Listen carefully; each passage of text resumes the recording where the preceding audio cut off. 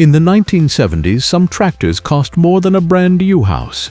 These weren't just machines, they were massive diesel beasts, pushing the limits of power and technology, and only the boldest farmers could afford them. From four-wheel drive giants that ruled the wheat fields to row-crop kings packed with unheard-of comfort, these tractors didn't just plow fields, they changed farming forever. Today, we're counting down the 10 most expensive American tractors of the 70s, and wait until you see which one could cost you the price of a farmhouse back then.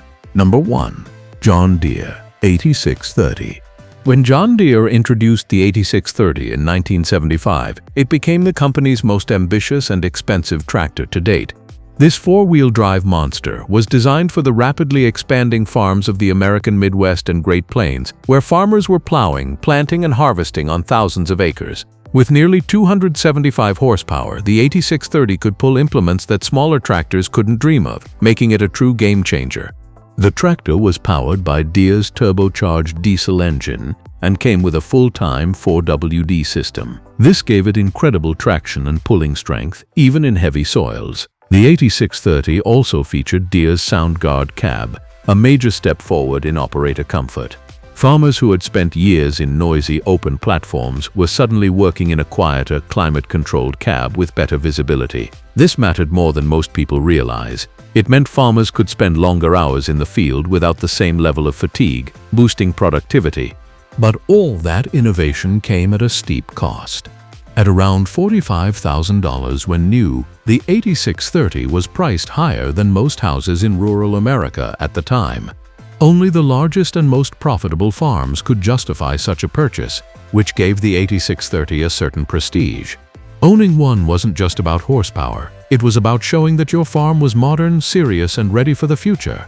Despite some early issues with engine reliability, the 8630 has gone down in history as one of Deere's iconic models. Collectors prize it today, and restored examples often draw crowds at shows. In the 1970s, it was the ultimate symbol of power, progress, and prosperity, the tractor that turned farming into a high-horsepower arms race. Number 2. International Harvester 4586. International Harvester was not about to let John Deere dominate the high-horsepower market. Their answer came in the form of the IH4586, released in the mid-1970s. This massive four-wheel drive tractor was rated at nearly 300 horsepower, putting it in direct competition with Deere's 8630 and Allis-Chalmers' 8550. At a price of around $45,000, it was one of the most expensive tractors IH had ever produced, but it was built for the largest farms in America. The 4586 was powered by a turbocharged six-cylinder diesel engine and designed to handle extreme workloads. Farmers who owned one often used it to pull huge plows, wide cultivators, and other heavy equipment that smaller tractors simply couldn't manage. Its articulated 4WD frame gave it excellent maneuverability for its size, and its raw pulling power earned it respect in wheat and corn country. Unlike Deere's SoundGuard cab, IH's operator station was a little more Spartan, but it still offered good visibility and a decent level of comfort compared to earlier decades. For farmers who prioritized horsepower over luxury, the 45D6 delivered exactly what they needed: brute force. Many who ran them recall that the 45D6 could outpull just about anything, which was exactly what IH was aiming for. Though expensive, the 4586 was a crucial part of International Harvester's lineup, showing that they could compete in the escalating horsepower wars of the 1970s. Today, surviving 4586s are valued by collectors as examples of IH's bold attempt to stay ahead in the race for bigger and stronger tractors. For many farmers, the 4586 represented the peak of IH power, a machine built for size, strength, and uncompromising performance. Number 3. Allis-Chalmers 8550 Terra Tiger. In the mid-1970s, Allis-Chalmers made a bold statement with the release of the 8550 Terra Tiger. This tractor was enormous, powerful, and painted in the unmistakable Allis orange that made it stand out on any horizon. With nearly 300 horsepower under the hood, the 8550 was among the most powerful tractors of its time. Its price reflected that status. At $50,000 or more, it was one of the most expensive tractors a farmer could buy in the 70s. The 8550 was powered by a turbocharged V8 diesel engine, a design choice that gave it both incredible pulling power and a unique throaty sound that farmers never forgot. Its four-wheel drive articulated frame allowed it to handle the biggest implements in the field, from massive plows to wide cultivators, without breaking a sweat. For large-scale grain operations, the Steiger Tiger was a dream come true. What also made the 8550 stand out was its cab design. Allis-Chalmers invested in making the operator station spacious, with improved visibility and controls that were easier to reach. At a time when comfort was becoming a selling point, this mattered. Farmers could spend all day in the Steiger Tiger without feeling as drained as they would in older open station models. Despite its impressive power, the Steiger Tiger wasn't produced in huge numbers, which makes it a rare find today. Collectors often seek them out, and restored versions fetch high prices. In the 1970s, the 8550 represented the bold ambition of Allis-Chalmers, a tractor built not just to compete, but to dominate. It remains one of the most memorable and expensive American tractors of the decade. Number 4. Case 2470. Traction King. Case entered the high horsepower race of the 1970s with its 2470 Traction King, a four-wheel drive machine delivering around 270 horsepower. Released in the mid-70s, the 2470 was one of the largest tractors in Case's lineup and carried a price tag of around $45,000, making it one of the priciest tractors Case had ever built. The 2470 was powered by a turbocharged diesel engine and featured Case's articulated 4WD system, which gave it excellent pulling power and stability. It was aimed squarely at large operations where wide plows, big planters, and heavy cultivators were the norm. Farmers appreciated the 2470's durability. It was known for being tough and capable of handling long hours of hard work in the field. Case marketed the 2470 under the Traction King name, and it lived up to that reputation. Even in muddy or uneven ground, the tractor's traction and stability allowed it to keep moving where smaller tractors would get stuck. Its cab was relatively roomy and comfortable for its time, offering farmers a more pleasant working environment compared to earlier Case models. For many farmers, owning a 2470 was not just about horsepower, but also about prestige. It was a statement that your farm had grown large enough to need and afford such a machine. Today, the 2470 remains a collectible piece of Case history. It symbolizes the company's willingness to go head-to-head with Deere, IH, and Allis-Chalmers in the horsepower wars of the 1970s. For its price and performance, the 2470 secured its place as one of the most expensive and iconic tractors of its decade. Number 5. Steiger Tiger II. In the world of big iron, few names carried as much raw muscle in the 1970s as Steiger.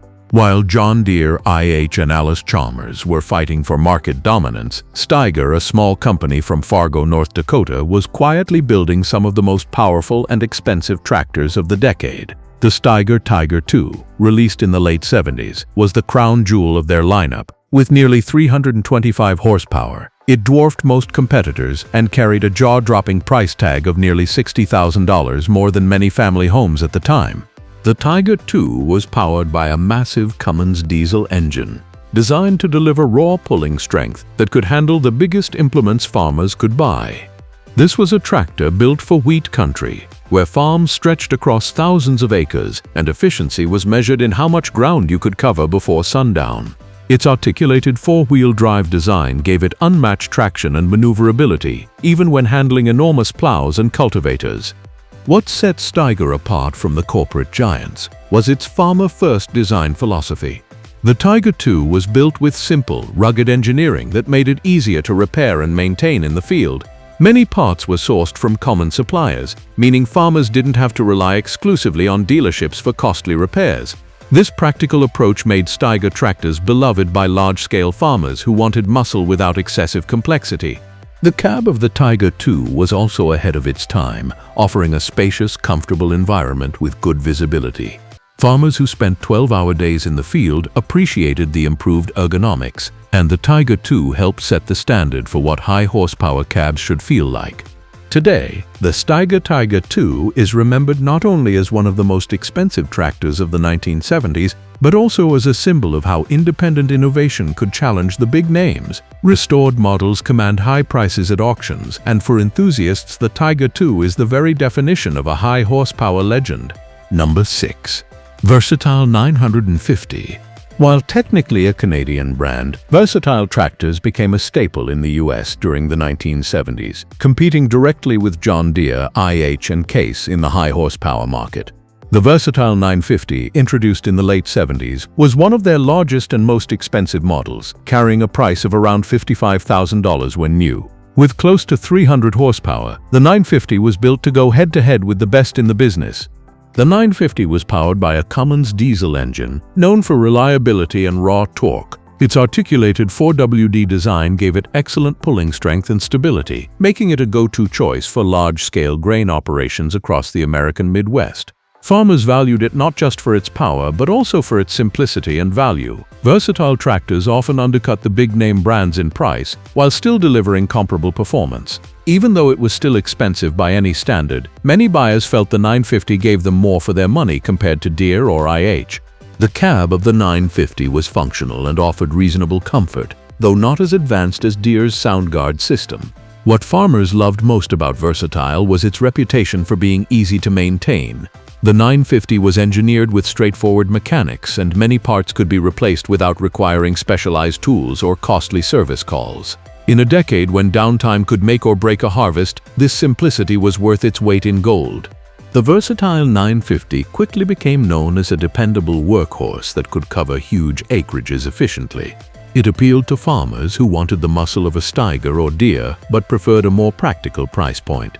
Today, the 950 remains a collectible piece of agricultural history, admired for its no-nonsense approach to big horsepower. It was expensive, yes, but it proved that value and durability could coexist with raw power. Number 7. Massey Ferguson 4880. Massey Ferguson was already a global name by the 1970s, but in the US they needed a flagship to compete in the rapidly escalating horsepower wars. Enter the Massey Ferguson 4880, released in the late 70s as one of the most powerful and expensive tractors the company had ever built. With nearly 300 horsepower and a price tag of about $50,000, the 4880 was aimed directly at large-scale farmers who demanded the very best. The 4880 was powered by a Cummins turbocharged diesel engine, delivering exceptional torque and long-lasting reliability. Built on an articulated 4WD frame, it had the size and strength to pull the heaviest implements of the day, from massive plows to wide cultivators. Farmers in wheat country and the Great Plains found it especially useful, as it could handle the long hours and big fields without breaking down. One of the standout features of the 4880 was its cab. Massey Ferguson invested heavily in making it one of the most comfortable operator environments of the time. With large glass panels for visibility, ergonomic controls, and sound insulation, the cab allowed farmers to work long shifts with less fatigue. In an era when farming was becoming more about efficiency and scale, this comfort translated directly into productivity. Despite its price, the 4880 didn't sell in the same numbers as Deere or IH models, but for those who owned one, it was a point of pride. It showed that Massey Ferguson could play with the big boys and produce a tractor that could compete in the high horsepower category. Today, the 4880 is remembered as a bold move by Massey Ferguson, one that gave farmers serious power, wrapped in the iconic red paint.